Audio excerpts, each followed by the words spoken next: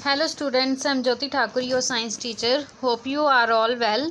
Last session में हमने reflection के बारे में पढ़ा था कि रिफ्लेक्शन क्या होती है, कि जब प्लेन मिरर पे इंसिडेंट लाइट पड़ती है तो वो रिफ्लेक्ट बैक हो जाती है और उसको रिफ्लेक्टेड रे बोलते हैं। नाउ आज हम रिफ्रैक्शन के बारे में पढ़ेंगे कि ये रिफ्रैक्शन क्या होता है।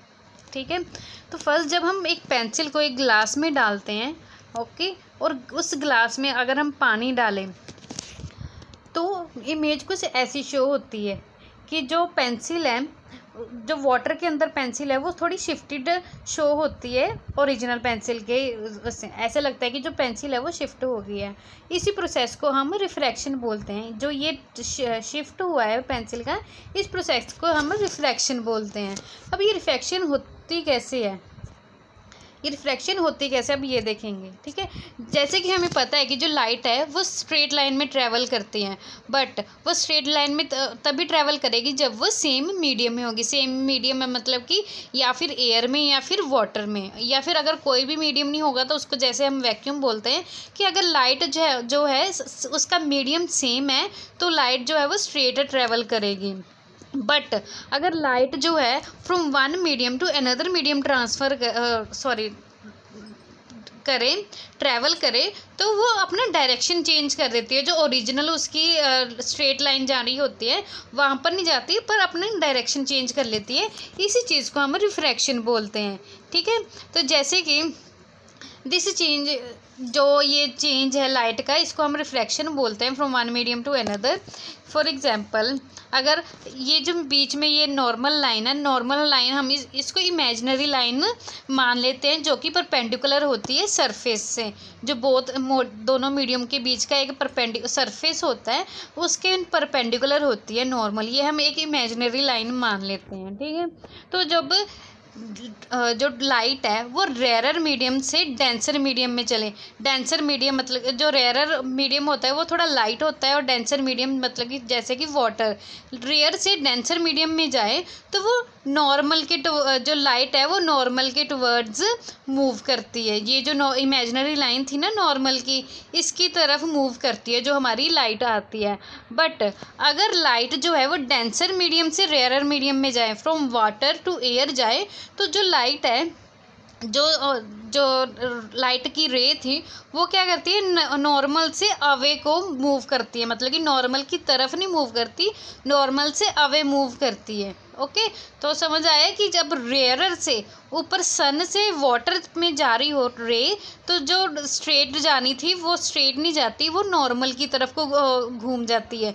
बट अगर डेंसर से रेयरर में जाए, अगर डेंसर मीडियम से रेयरर मीडियम में लाइट जा रही है तो क्या होगा, जो नॉर्मल से अवे को जाएगी जो स्ट्रेट लाइन जा रही है।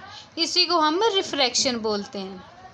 ओके, तो अभी इस फिनोमिना में क्या हुआ कि जब लाइट जो है वो बॉटम हाफ पर पड़ी पेंसिल के, तो वो पहले वाटर में के थ्रू गई और वाटर से हमारे आईज को रीच कर गई।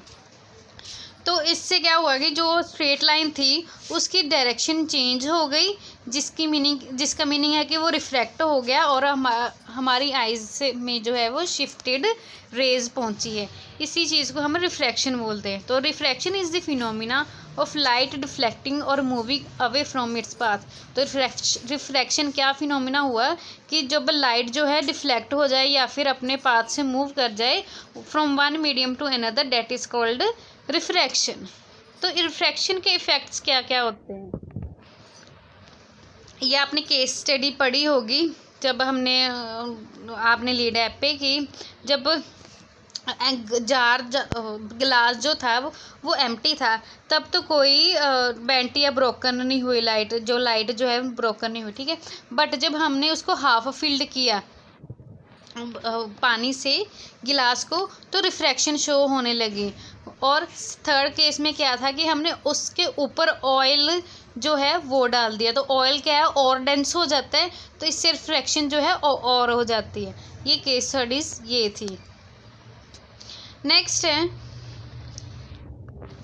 कि what effect of refraction did you notice when we kept a coin in a glass. जब हमने ग्लास में कॉइन रखा, अगर हम ग्लास में कॉइन रखें तो क्या होगा। जब हमने एक ग्लास में कॉइन रखा तो हमें ऐसा लगा कि कॉइन जो है वो फ्लोट कर रहा है। क्यों? बिकॉज ऑफ रिफ्रैक्शन की वजह से ही हमें ऐसा लगा। वैसे सेम केस हमारा फिश के साथ भी होता है। The rays carrying information about an object reflect away from the normal. जो रेज जो है वो जो इन्फॉर्मेशन कैरी कर रही होती है वो नॉर्मल से रिफ्लेक्ट हो जाती है, मतलब कि दूर हो जाती है, और वाटर में ऐसी इमेज बना देती है जैसे कि वो शैलो या फिर डेप्थर इमेज है अपनी एक्चुअल पोजीशन से।